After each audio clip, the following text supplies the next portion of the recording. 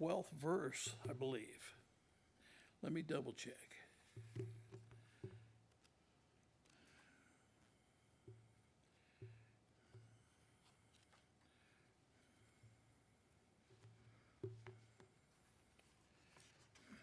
Yes. Psalm 71, we'll start in the 12th verse and go to the 21st verse. Would anybody like to read? Okay. Yeah, just, that's, And speak up, brother Jim. Thank you, I don't. And I don't hear in one ear. Uh-oh. Anna, you'll have to read it. No, you read it loud. We can tell.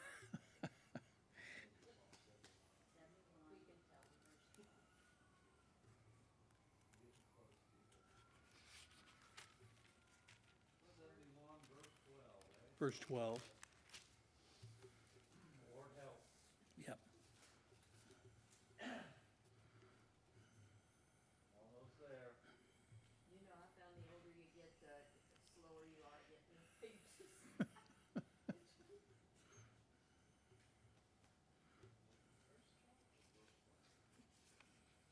O God, be not far from me. O my God, make haste for my help. Let them be confounded and consumed that are adversaries to my soul. Mm-hmm. Let them be covered with reproach and dishonor that seek my hurt. How far you want me to go? 21. Yeah, But 21. I will hope continually and will yet praise thee more and more. Mm-hmm. My mouth shall show forth thy righteousness and thy salvation all the day. For I know not the numbers thereof. I will go in the strength of the Lord God. I will make mention of thy righteousness, even of thine only. O God, thou hast taught me from my youth, and hereunto have I declared thy wondrous works. Now also, when I am old and gray-headed, O God, forsake me not until I have showed thy strength unto this generation, and thy power Mm-hmm. every one that is to come. Thy righteousness also, O God, is very high, who has done great things. Mm-hmm. O God, who is like unto thee? Thou, which hast showed me great and sore troubles, shalt quicken me again, and shalt bring me up again from the depths of the earth. Thou shalt increase my greatness, and comfort me on every side. Very good. Thank you, brother. That's a powerful word right there. It is, really. Good job. I believe that God, He'll help those that trust in Him. And I believe this was David that wrote this, but I am not 100% sure, I'll tell you. Okay? And I believe this is a time of trouble in his life. And just like the rest of us, there's times where we ask God's help in things. And there's other times where we really need Him to work, you know, right now. I mean, we need an answer right now in emergencies. And I believe this is what the writer is saying here. Okay?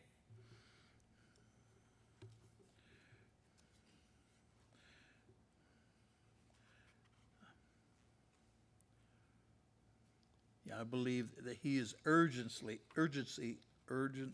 wanting God to answer the prayers. And there's different ways that God can do it. It talks about in verse 13, let them be confounded or consumed that are my adversaries to my soul. I think sometimes the Lord can change people's attitudes, or He can reveal what maybe someone's doing that is not right, that maybe could be evil, and He could embarrass them or bring it to light. The Bible says to love and pray for those that Despisefully. holds on, so that they are under a conviction because they're treating bad, doesn't mean you treat them bad. Sure, that's not always easy. Counteract that with Yeah. kindness. love those that despitefully use you, right? I couldn't get that word out of my mouth. You know, I was thinking about being not far from me when Levi was little. He said, "Do you really believe if you say move that mountain, it'll move?" I said, "Yep." And he said, "Okay." And he tells this tree to move, it doesn't move. He said, "Didn't move." I said, "You must not have believed it would." You know, it's about faith too. If you, God moves mountains. He's moved mountains in my life. It may not have been the mountaintop, but it was definitely a mountain. Didn't he move a mountain for you, Jim? Sure. Yeah, right? So our mountains are different than the physical mountains, but he moves mountains every day, and unbelievers don't get that. They don't see the fact that No, they don't. God's worked miracles every day.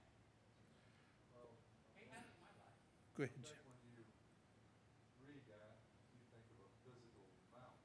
Mm-hmm. And, you know, like you have it said, we all have mountains in our lives that, you know, we ask God to move them. It's not the physical mountain. It's about having our hope in Him, isn't it? And having our faith continuous, you know, having our faith consistent when we do believe. Anyone else? And sometimes you have to proclaim that too. Sure. You know? That's what strengthens your faith, I believe, is when you openly share Yeah. and confess. I was thinking about when I had that stenosis really bad, and Mm-hmm. I mean, for months, I just laid in bed. I had that neck brace on. I couldn't move. I was in so much pain. And remember, Pastor Mark called me, and I was sitting on the couch beside Zance. Do you remember that? And he says, "Well, maybe the doctor, because they wanted me to have surgery, but they were said there was a good chance I could go blind because of where the nerve was." And Mm-hmm. I was like, "Well, I don't think I'm wait, and prayed about it." But when he was on the phone, and he says, and maybe God can heal you. I said, "I know God can heal me," and that quick is when my healing came.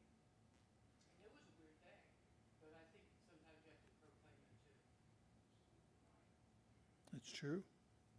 Anyone else?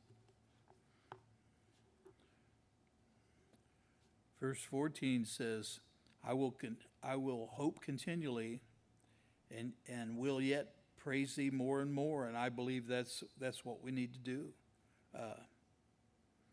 My mouth, 15, my mouth shall show forth thy righteousness and thy salvation all the day, for I know not the numbers thereof. I thought that was good when I read 15 at home, and it talked about thy righteousness, not my righteousness, not your righteousness, his righteousness. And I believe that is key. I really do. And Brother Butch, I wondered about Brother Butch and Brother Kerry, the preachers in here, the second part of that verse 15. How do you take that? For I know not the numbers thereof. You guys have any take on that? Or not? Well, I'll tell you what I thought it meant. Okay? As Jim says, give me a minute. Okay? John, St. John, 25th chapter, 25th verse. It says, and there are also many other things that Jesus did, in which, if they should be written, every one, I suppose not even the world itself could not contain the books that should be written. Amen. And I think that's referring to in verse 15 is God has done so much for us. It's you couldn't number the things he's done to bless us, to help us. That's the way I took it. What do you think, Brother Kerry? Yeah, we can't. All the things, we don't know how many times he's watched out or kept us. from our youth. This is what this whole chapter is about, is help in our old age. But since we've been little till time we leave this world, he has his hand on us. I believe he did. Yeah. Many times I could have really been hurt, but God protected me. I got to thinking about that, Brother Butch, and I thought, well, for that to happen, he even had his hand on my parents, or, to keep them protected, or I would have not been here from time to time. So, That also talks about what we should say, when we should say it, is only when the Lord gives us what we should. As I've been telling Brother Terry, just speak the things that God gives you. Don't try to make a plan of your own. Speak what God gives you. sure. That's all we can do as preachers. That's what I think about when I hear a preacher say, or maybe he's praying before he preaches and he says, I don't want to be in the way, or I pray God takes me out of the way and his message gets through. Sometimes we can be in the way of the word or of the message. I think that too, don't you? We try to plan it ourselves. Mm-hmm. And that's not the way every man that he's ever called, he's always made us available and able to do what he's called us to do. Even though we think, why would God call such a person as I to preach the gospel? Uneducated farm boy, don't know nothing hardly at all as far as speaking to people. God always made a way for it. But he gets the credit, doesn't he? I mean, someone that's never been to, maybe hasn't led the best life or educated life, whatever, and God can use anyone. And sure, but he still uses them. His spirit works through them. It's amazing. He gets the credit. See, you can't say, well, I'll use Butch's. Butch has been to seminar and he's, did all this Hebrew study and all that. He hasn't. So God's going to get all the credit if he leads souls, to the Lord. So, yeah. Anyone else? After Mike got saved, Uh-huh. back at his childhood and growing up, he left, he was a heathen. And he said, I shouldn't be here now. He said, but now I see that God kept me. Sure. So, that's all. We don't know how many times, the numbers that he has protected. It's a credit to the Lord, isn't it? Yeah. That's also a good point of why you should pray for people, protection. I pray for my lost kids and Blake and Devin. I pray for his protection around there, so God does have a hand on them until they have that opportunity or until they find the rock. I think that's important. It is, isn't it? I have a testimony too on something like that. Some time back, I worked in Columbus and left Gilbertville being born in Georgia. And if anybody knows 342, there's a real bad curve out of Highland towards Chesterfield. And it's kind of blinding at that time because you had to cut down a bank or anything. Anyway, I come around that curve and there was a herd of deer standing on my side of the road. And they weren't going to move. And I just slowed down as much as I could. Well, I went out around them. And when I went out around them, I lost control of the car. Oh, And it spun around, I don't know how many times, and hit a man. Hmm. I couldn't kill him, but I felt there was somebody sure. beside me. I felt that. And so I finally got my senses, and somebody else had come down and called the police and stuff. And my daughter came and picked me up. She out and took me to the hospital. But I was okay. But I just at that time I knew, I felt that somebody was right there. I didn't even have my hands on the wheel. Yeah. It was just going around and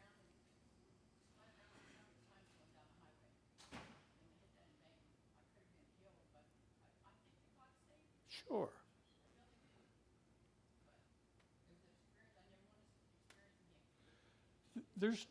There's times like that where we can look at a certain event and say, God had his hand on. And there's other times where we're not going to know till later all the times that he had his hand on us and protect us, whether it was an accident or prevented an accident from happening, or Just being stupid and it could be.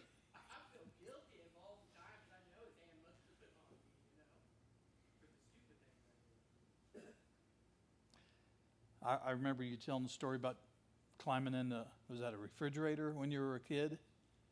And that's, you want to share that? Well, I was just little then, and I was probably only maybe 4 or 5. Yeah, go ahead. There was a refrigerator out in the garage, and it was the old kind. You had to pull the lever, and we got in it. You and your brother. The whole story is we knew not to get in it because we couldn't get out. My brother got in it, knocked on the door, I let him out. I could say he let me out. And I remember he was in it, and I opened the door. It was just like something came over me, and I got in and sat beside him. And I just remember seeing the door shut. I could almost see it like it was a movie. And as soon as the door shut, Doug looked at me and said, "We can't get out." And we started kicking and screaming, and we were stuck in there. Back then, a lot of kids died in the refrigerator, you know. Yeah. And Doug said, "We need to pray." And as soon as we started praying, the door just came open. And I know, and that has given me, and everybody has a measure of faith, the Bible says, but that gave me a mountain of faith. Yeah. Well, I'm thankful. yeah. Anybody else? That's good. That's your first lesson on child rearing. Don't trust your kids when things are too quiet. Anyone else? I'm very thankful. Yes, that event could have changed my life, you know. And my kids' life. Anyone else? Verse 16 says, "And I will go into the strength of the Lord God, and I will make mention of thy righteousness, even of thine only." And that was good. I believe Brother Butch said, you know, it does matter what we speak of, you know. If we speak of the Lord or whatever we speak, you know, it's going to be recorded, you know. Yeah. Verse 17 says, "O God, thou hast taught me from my youth." And that's true. Now also, verse 18, "When I am old and gray-headed, O Lord, forsake me not until I have shown thy strength unto this generation, and thy power to everyone that is come." You know, that's pretty good. I have to commend some of our older folks at the church. You know, they are such a good example. You know, I don't know how to put it, they are such a good example to our young folks. They interact with them, they show love to them, and that means a lot to a young person, you know, to have someone to look up to, you know, not just their parents or their aunts and uncles, but people in the church or people that claim to be Christians, to really show them attention and love. It does mean a lot to them. Okay? But I thought of Butch and Anna when I was reading this at home. How good they are and what a good example they are. God's not finished with them. Anybody? You know, I've always Yeah, But I've always had a special feeling for an old person. And now I'm old, but I still love the older people. sure. I mean, I think we all should pay attention, because sometimes older people don't have many people around. It's true. And I think we ought to show love for them. I was just gonna say that a little bit of the opposite. I still like the old people too, but I love the little ones. I love to show love towards them. I want them to feel important. I want them to feel like they're a light, Yeah, a shining light. I don't like to see them put down in any way, but I like to, that's what I've always tried to do, the little kids. Micah can say that for him. I always told the boys, show respect to your elders. mm-hmm, Shake hands with them every time you see them. Because one of these days they're not going to be there. sure. It used to be when I was young, which was a long time ago, that your older people, you had respect for them. And when they entered a room and they spoke, Yeah. you listened. You were quiet because their experience, they had a lot to teach you. They had a lot, they might not say a lot, but when they did speak, you should listen because they were very wise in a lot of things. And you could really glean from what they had to say. It's not so much that anymore. Now, I don't know if society's changed or I don't know, but it's not the same. Anybody? I think it's a shift of a generation, right? Do you? We've got- Yeah. right here. Yeah, You have any questions? This is your go-to, right? We don't seek wisdom like we used to, right? We don't Yeah. seek knowledge. We don't seek growth like we used to because we have it right here in our pocket, right? And not to say not to say it's a good thing or bad thing, whatever. Right, but it's just- that's just the generation yeah. we live in today. It's at our fingertips. And so today's mindset is why do I need to sit there and listen to somebody when I can just look up the answer for myself and figure it out? I mean, most people learn everything that they'll ever find out through this device right here. And it's sad. And that's true, that's a sad thing, Yeah. because that's knowledge, Right. that's not wisdom, Exactly. there's a big difference.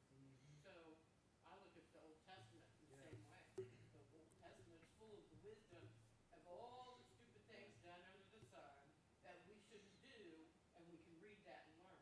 Or, we can make our own mistakes, and I've had kids tell me that. I need to go out and make my own mistakes. Well, then you're choosing a very hard path in life, you know? But then that will come back to that. I trust the Lord. The Lord says, teach him his child and they'll come back. And I feel that way about Noah. He's out away from the world, but there's an inner conviction whether he wants to believe it or not. That little bit of, the Bible says that little bit of faith that everybody has, it's in here. He's just suppressing it right now. For whatever reason, there could be a million different reasons kids do that, but they do it. And usually it's personal or pride or our feelings. Or somebody said something to them, and anyway, whatever that is, that wisdom to listen to an older person, they've been through life, they've been there, they've done that, they know the outcome. If kids would just learn to listen to that wisdom, it would save the world, I think. Well, and society values the opinions of those that have a following anymore, right? They'd Yeah. rather go to social media and figure out what, so-and-so has to say about what they're going through as opposed to what someone who's actually gone through what they're going through is going through. I know that's a lot of words, but they'd rather look on Twitter or Instagram or Facebook to figure out what, someone high up has to say or someone who's got a lot of followers. And it's just the day and age we live in. And That's not, I blame parents, because parents need to teach the kids manners, respect the older people. Yeah. If someone comes in a room and just say there's 5 chairs, and this 4-year-old Yeah. or even a 12-year-old, they have to get up and let the older person sit down. Absolutely. oh, I'm not That's Sure. how we were It's raised. a very dangerous. I'm not saying it's a good thing. It's a dangerous thing Yeah. because society's going to lose any sort of conviction that it ever had. Yeah. I mean, you're starting to see it, right? I mean, people just don't. It's creeping into the church too. People don't feel the same way about sin as they used to. It's true. I feel like it's a self thing. It is. Put self first. And we weren't taught that in our generation. You know? Well, it's like Micah said, that thing sitting beside of him, here, pick that up and show everybody again. That's doing a large degree of parenting this That is time. hurting our children, yeah. It is, yeah. In my family, I got a grandson, has always got his head playing the games or on that. Hard to talk to. And when you talk to it, it's either hugging you so he can get away from you or just saying something that don't mean nothing. I laugh because I can relate to that. Yeah. Side hug. I've got one in particular that run up and he may or may not hug you, but he will ask you where your phone is because he knows you have several games on your phone. Or maybe you won't get a hug, he'll run past you and see where your phone is. So, That's what I'm at, yeah, a fast hug so he can get back to his game, it's true. It's not. His mama don't let him have the games. which means nothing. His grandma and grandpa. It doesn't, the hug don't mean anything. That's just a way to get to back to his game. Yeah. We've changed, haven't we? Let me read you this real quick. This is from Titus, 2nd chapter. That way you know. I like to give you the chapter and verse. That way you can look it up for yourself. I don't want you to go on my word. But 2nd chapter, I'm going to start at the 2nd verse. It says, that the aged men be sober, grave, temperate, sound in faith, and in charity, in patience, and the aged women likewise, that they behave as becometh holy, not false accusers, not given to much wine, teachers, be of good things, that they may teach, this is where I was wanting to go with this, that they may teach the young women to be sober, to love their husbands, to love their children. You think that this is a natural thing? I don't think it is it? I think it's a learned thing, how to love one another, how to love your kids. I know there's a certain amount of instinctual love. I know I'm not saying that right. I think the way you love your family is how they're gonna love you. And let me ask you guys this question, and whether you agree or disagree with me. Do you believe there's a difference in a natural love and a Christian love for your children, your husband? Is there a difference? Yeah. What do you think? If you're not a Christian, can you love let's say your wife or your husband? Can you love them the same way? Puts that love into you that's totally different. It's unconditional. Sometimes we have conditions on our love. He doesn't. He teaches. A supernatural love? You think? The dynamics of the love changes. But I think love is long suffering, the Bible tells us. Sure. And I don't think you have a long suffering love, you know. I just wondered what you guys thought of that. 1 John 4 says, well, let me find it here. Go ahead. He that loveth not knoweth not God, because God is love, right? So if God is love, I think the world has a definition of love, and I think you see a lot in today's day and age just with this idea of acceptance that floats around. That's their idea of love, is be who you want to be and live how you want to live. But God's love is a different form of love. It's unconditional, but it's also a correcting love. It's a hold you accountable. It's wants you to be able. God didn't call us out of sin to let us go back into sin, right? He called us out of sin to live separate because He loves us and because He wants us to live in eternity with Him. And if we're going to replicate that kind of love, it can't be accepting, but it has to be. God loves you. He loves you. He died for you. Right. But you got to change, right? And He will change you if you come to Him. So it's a different form of love, I would say. Anybody else? I'll tell you what I think when you're done. I think a Christian love or godly love is this. When you love someone naturally, or husband, wife, when you don't have that love of God, you tend to focus on yourself, you know, if that makes sense. When it's a godly love, you focus on the other person because you know that you're supposed to put their needs above your own. That's just what. Do you believe that's true, Nancy? But if you don't have God in your life, you don't have that. I believe it is, even though that you show affection, whatever, it's not the same if you're not a Christian. I believe that, you know. I mean, look at the difference between Jesus, or, look at the difference between God and Satan. Satan said, I'll make my throne higher than yours. Yeah. And God said, okay, I'll send my son into the world so he can die for your sins so that they can spend eternity with me. His love was solely based on his creation, and Satan's was solely based on making his throne higher. And I think it's a representation of the world versus Christ's love. That's good. Anyone else? Okay. I never learned what love was until I accepted Christ. I thought I knew what love was, but I really didn't. And it is selfish. And he shows you what love really is. And he said, we broke Lucifer. You know what I mean? Yeah. I love you. I'm going to say 1,000 times, but do you really? You know what I mean? It's just a word. And he shows you that it's more than just a word. I believe it is a different focus, you know. If I believe it's all a total different love because your natural love is toward yourself, you see. It's what you see. Everything that you see, if you love it, you see. But you don't see God, and by faith you love Him. By His experiences with you, you love Him, but you can't see Him.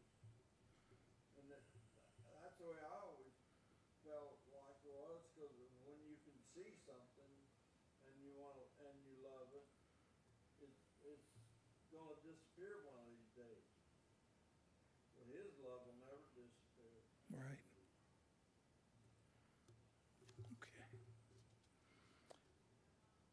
Okay. Verse 19 says, Thy righteousness also, O God, is very high. Who has done these great things, O God? Who is like unto thee? He's praising and lifting the Lord up, and that's great. Right. Thou shalt increase my greatness, is verse 21. I believe this is a good chapter.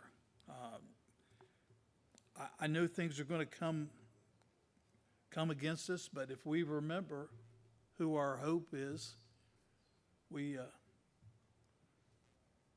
will have a blessed life. Anyone else? I don't want to. I know I'm running short. Brother Micah, Brother Kerry, you guys got anything before we close? Okay. Anybody else before we close down?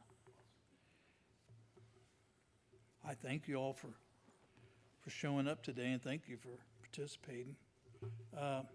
Brother Jim, will you lead us out in prayer?